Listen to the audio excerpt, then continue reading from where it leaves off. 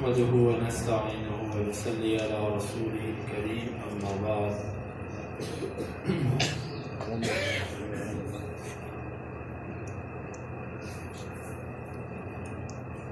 باب فرض مواقیت الحج والعمرہ، یہ باب ہے حج اور عمرہ کے میقات کے فرض ہونے کے بارے میں یا اس کے مقرر کرنے کے بارے میں۔ امام بخاری رحمہ اللہ فرماتے ہیں کہ ہمیں بیان کیا مالک نے، اسماعیل نے، وہ کہتے ہیں ہمیں بیان کیا زہیر نے، وہ کہتے مجھے خبر دی زید بن جبیر نے کہ بے شک وہ آئے عبداللہ بن عمر رضی اللہ عنہ کے پاس ان کے گھر، وَلَهُ فُسْطَاطٌ، اور اس عبداللہ بن عمر کا ایک خیمہ تھا، وَالسَّرَادِقُ، اور ایک اوپر تمبو تھا، فَسَأَلْتُهُ، بس میں نے ان سے سوال کیا، مِنْ أَيْنَ يَجُوزُ أَنْ أَعْتَمِرَ، کہاں سے جائز ہے کہ میں عمرے کے لیے احرام باندھوں؟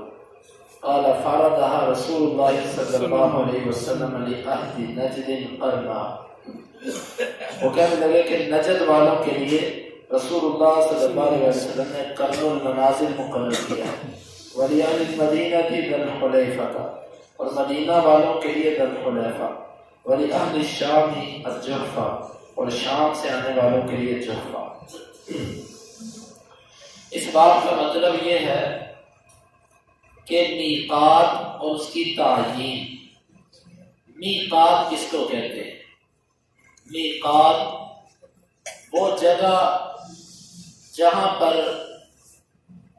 جہاں سے آگے احرام باندھے بغیر بندہ نہیں جا سکتا، اس کو میقات کہتے ہیں۔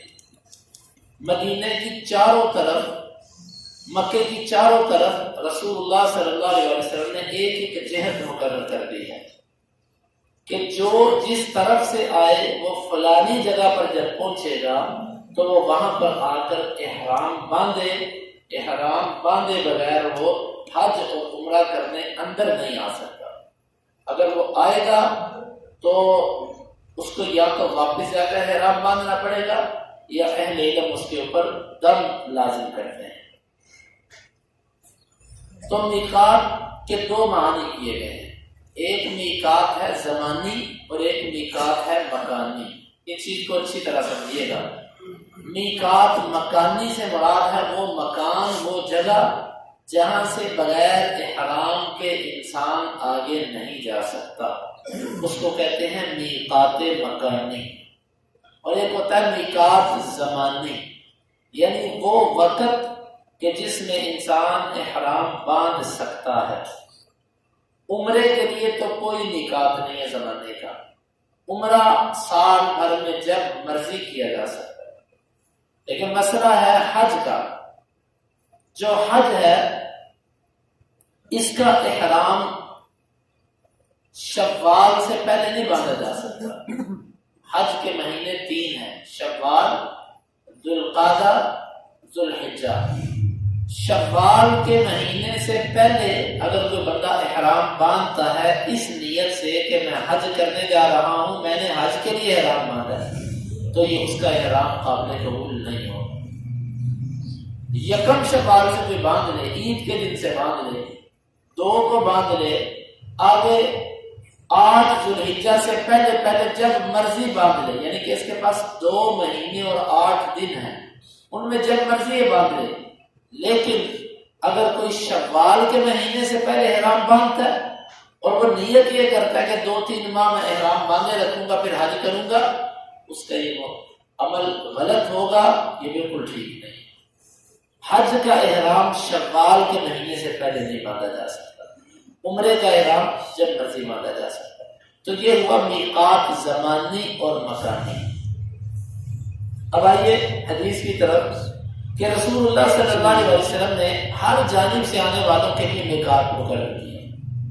آپ نے فرمایا جو نجد سے آئے اور ان کے لیے قرن منازل ایک جگہ کا نام ہے، تم نے وہاں پر پہنچ کر احرام باندھ لینا ہے۔ پھر اسی طرح مدینہ والوں کو کہا کہ تم جب ذوالحلیفہ مقام پہ پہنچو تم نے وہاں پہ احرام باندھ لینا ہے۔ اور اسی طرح شام والوں کے لیے آپ نے جحفہ مقرر کیا، یمن والوں کے لیے یلملم، ہمارا میقات بھی یلملم بنتا ہے، تو یہاں پر پہنچ کر احرام باندھنا ہے، ایک بات۔ دوسری بات یہاں پر یہ ہے کہ کیا ان میقاتوں پر احرام باندھنا فرض ہے یا اس سے پہلے بھی باندھا جا سکتا ہے؟ امام بخاری رحمہ اللہ اور اسی طرح داؤد اور اسی طرح اسحاق رحمہ اللہ اور اسی طرح کچھ اور اہل علم، ان کا یہ موقف ہے، امام بخاری بھی اس کے قائل ہے کہ جس بندے نے میقات سے پہلے احرام باندھا اس کا یہ احرام باندھنا غلط ہے۔ مثلا آپ ایئرپورٹ سے احرام نہیں باندھ سکتے، امام بخاری کے نظر میں اپنے گھر سے باندھ کے نہیں جا سکتے، وہ کہتے ہیں کہ جو تمہارا میقات ہے نا وہاں پر جا کر صرف تم احرام باندھ سکتے، اس سے پہلے نہیں باندھ سکتے۔ دلیل کے طور پر تو کچھ ایسے آثار ان کے تائید کرتے ہیں، جس طرح کہ عبداللہ بن عمر رضی اللہ عنہ کا یہ اثر بھی یہ بتلاتا ہے، اور اسی طرح عثمان رضی اللہ عنہ نے بھی خراسان سے احرام باندھنے کو ناپسند کیا کہ میقات پر آ کر احرام باندھو، لیکن قیاس بھی ان کی دلیل ہے۔ وہ قیاس کیا ہے؟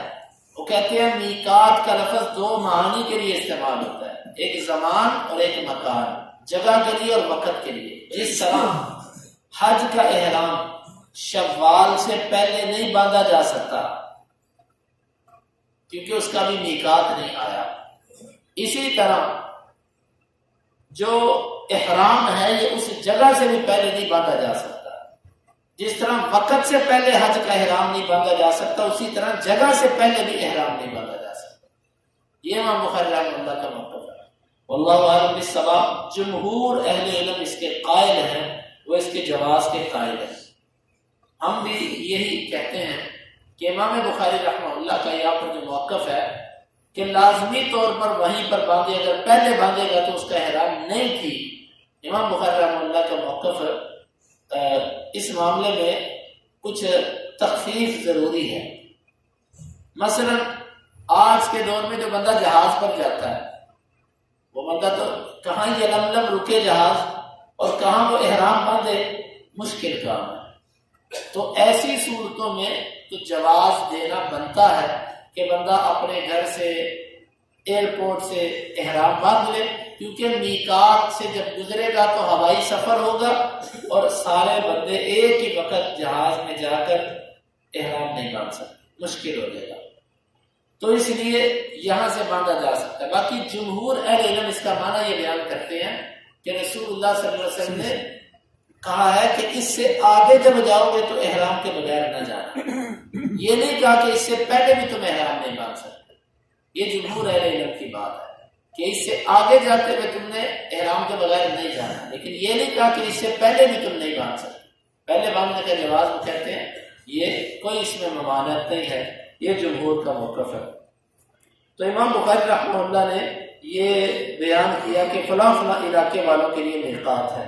باب قول اللہ تعالی وتزودوا فإن خير الزاد التقوى، اور یہ اللہ تعالیٰ کے اس قول کے بارے میں باب ہے کہ تم زاد راہ لے لو، بے شک بہترین زاد راہ جو ہے وہ تقوی ہے۔ اور امام بخاری کہتے ہیں کہ ہمیں بیان کیا یحییٰ بن بشر نے، وہ کہتے ہیں ہمیں بیان کیا شبابہ نے ورقا سے وعمر بن دینار سے وعکرمہ سے وابن عباس رضی اللہ عنہما سے، وہ کہتے ہیں کہ کان اہل الیمن یحجون ولا یتزودون، یمن کے لوگ حج کیا کرتے تھے اور ذاتے راہ راشن سامان کھانے پینے کا نہیں لے کر آتے تھے۔ وَيَقُولُونَ نَحْنُ الْمُتَوَكِّلُونَ، اور وہ کہا کرتے تھے ہم توکل کرتے ہیں۔ فَإِذَا قَدِمُوا الْمَدِينَةَ، جب وہ مدینے آتے سألوا الناس، تو وہ لوگوں سے مانگنا شروع کر دیتے۔ فَأَنزَلَ اللَّهُ تَعَالَى، اللہ تعالیٰ نے یہ آیت نازل کر دی، وَتَزَوَّدُوا فَإِنَّ خَيْرَ الزَّادِ التَّقْوَى، تم زاد راہ لے لو، بے شک بہترین زاد راہ وہ تقوی ہے۔ اور اس کو ابن عیینہ نے عمر سے اور وہ اکرمہ سے اس کو مرسلن بیان کرتے ہیں۔ اس باب کا مطلب یہ ہے کہ کوئی بندہ اگر حج کرنے جائے تو وہ اپنے کھانے پینے کا سامان یہاں سے لے کر جائے، یہ مطلب نہیں ہے کہ وہ یہاں سے خالی ہاتھ جائے اور وہاں کے لوگوں سے جا کر بھیک مانگتا پھرے، یا ہوٹلوں پر جا کر روٹیاں مانگتا پھرے کہ میں حج کرنے آؤں مجھے روٹی دے دو، خیراتیں اکٹھی کرتا پھرے، یہ کام نہ کرے۔ بہترین زاد راہ وہ ہے جس میں انسان تقوی سے بچ جائے۔ فإن خیر زاد التقوی، تقوی کا مطلب یہاں پر ہے سوال کرنے سے بچ جانا، کہ تم اتنا زاد راہ لو کہ تم لوگوں سے مانگو نہ۔ اصل میں یہ توکل کا مفہوم جو بندہ صحیح نہیں سمجھتا وہ غلطی کرتا ہے۔ توکل کا مطلب یہ نہیں ہوتا کہ بندہ اسباب بھی اختیار نہ کرے۔ توکل کا مطلب ہوتا ہے کہ آپ اسباب پورے اختیار کرو، ذرائع پورے اختیار کرو، پھر اس کا نتیجہ جو ہے وہ اللہ کے سپرد کرو۔ جس طرح کہ ایک آدمی آیا رسول اللہ صلی اللہ علیہ وسلم سے ملنے کے لیے، اس سے اونٹ بٹھایا اور اندر آ گیا۔ نبی صلی اللہ علیہ وسلم نے فرمایا، توکل کیا اس نے کہ اونٹ باندھنے کی ضرورت نہیں ہے۔ آپ نے فرمایا جا اعقلھا وتوکل، پہلے اس کا گھٹنا باندھ اور پھر توکل کر۔ اسباب تو نے اختیار نہیں کیے تو توکل کیسا؟ ایک بندہ شادی نہ کروائے اور کہے اللہ مجھے اولاد عطا فرما دے، میرا اللہ پر توکل ہے، اس کے توکل غلط ہوگا۔ جب تک اسباب نہ اختیار کیے جائیں اس وقت تک توکل کرنا درست نہیں ہے۔ تو یہاں پر رسول یہ شام کے یمن کے جو لوگ تھے یہ توکل کرتے تھے کہ یہ ہم پیسے نہیں لے کر جائیں گے، وہاں سے مانگ لیں گے۔ پھر مدینے میں آ کر اللہ پر توکل رہتا نہیں تھا، لوگوں سے مانگنے شروع کر دیتے تھے کہ ہمیں کچھ دو، ہمیں کھلاؤ۔ بلکہ مفسرین ابن الجوزی کہتے ہیں کہ یہ توکل لوگوں کی جیبوں پر ہوتا ہے۔ بعض لوگ اسباب اختیار نہیں کرتے اور پھر لوگوں کی جیبوں کی طرف دیکھتے ہیں کہ یہاں سے ہمیں کچھ ملے۔ تو بہرحال اس باب کو قائم کرنے کا مقصد یہ ہے کہ انسان جب حج کرنے کے لیے جائے تو اپنا خرچہ وغیرہ ساتھ لے کر جائے، وہاں سے مانگے نہ۔ جو لوگ وہاں پر جا کر پیشہ اختیار کرتے ہیں مانگنے کا، کئی لوگ تو جاتے مانگنے کے لیے، یہاں سے عمرے کا ٹکٹ لیا، حج کے لیے گئے، وہاں سے جا کر مانگنا شروع کر دیے، بھیک مانگتے ہیں۔ وہ اپنے کسی بھی کام کے لیے مانگے، یہ غلط چیز ہے۔ یہ بالکل ایسا حج اور عمرہ نہیں ہے، بلکہ یہ تو صرف ان کا ایک پیشہ ہے مانگنا، جو وہ کام وہاں پر جا کر کرتے ہیں۔ تو اللہ رب العزت سے دعا ہے اللہ تعالیٰ کے تعاون سے کو سمجھنے کی اور اس پر عمل کرنے کی توفیق عطا فرمائے۔ اللهم انفعنا بما علمتنا وعلمنا ما ينفعنا وزدنا علما۔